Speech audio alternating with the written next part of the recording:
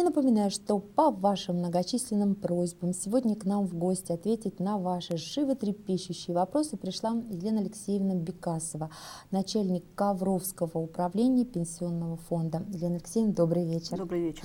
Рада вас видеть. Вы у нас уже второй раз, и я думаю, что звонков и в этот раз будет, как в прошлый раз, очень-очень много. И пока еще шквал звонков на нас не обрушился, давайте проговорим самое главное. Что год грядущий готовит нашим пенсионерам, наступающий?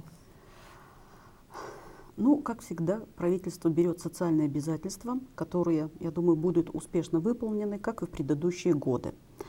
Ну вот уже с 1 января 2015 года был проиндексирован размер пособия на погребение.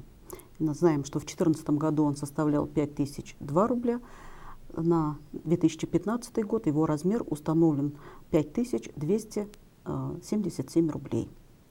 Также с 1 января у нас уже проиндексирован на 5,5% и размер материнского семейного капитала. То есть если в 2014 году он составлял 429 тысяч рублей, то с 1 января 2015 года он составит 453 тысячи рублей. Также уже с 1 января 2015 года областным законом у нас установлен новый прожиточный минимум пенсионера во Владимирской области в целях установления федеральной социальной доплаты. В 2014 году это было 6044 рубля, а начиная с января 2015 года он установлен в размере 6953 рубля.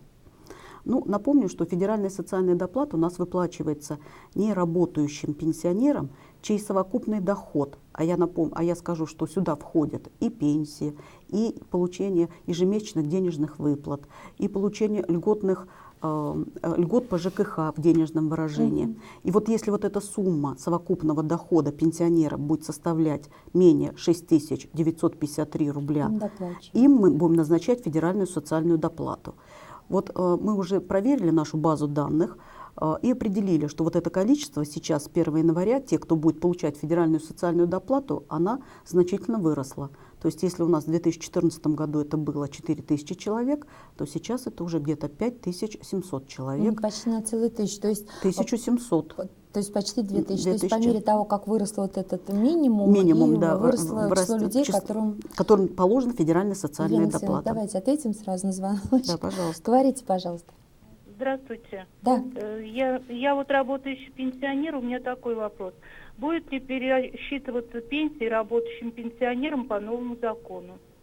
Спасибо. Скажите, пожалуйста. Спасибо. Да, действительно, с 1 января 2015 года у нас мы рассчитывать пенсию будем по новой пенсионной формуле. То есть вступает в действие два новых федеральных закона, это 400 ФЗ и 423 ФЗ о страховых пенсиях и накопительных пенсиях. Вот по новому законодательству о страховых пенсиях норма перерасчета работающим пенсионерам сохранена. Она также будет проводиться с 1 августа в беззаявительном порядке. Единственное ограничение заключается в том, что если вот в старом законодательстве, которое действует на сегодняшний момент, все страховые взносы, уплаченные работодателем, включались в размер пенсии, то здесь вот прибавка работающему пенсионеру, она, к сожалению, будет ограничиваться потолком. То есть максимальной величиной, не более 3 баллов. А если 1 балл у нас в 2015 году это 64 рубля 10 копеек, то значит не более 192 рублей будет прибавка. То есть максимальная прибавка вот к работающим 192 рубля.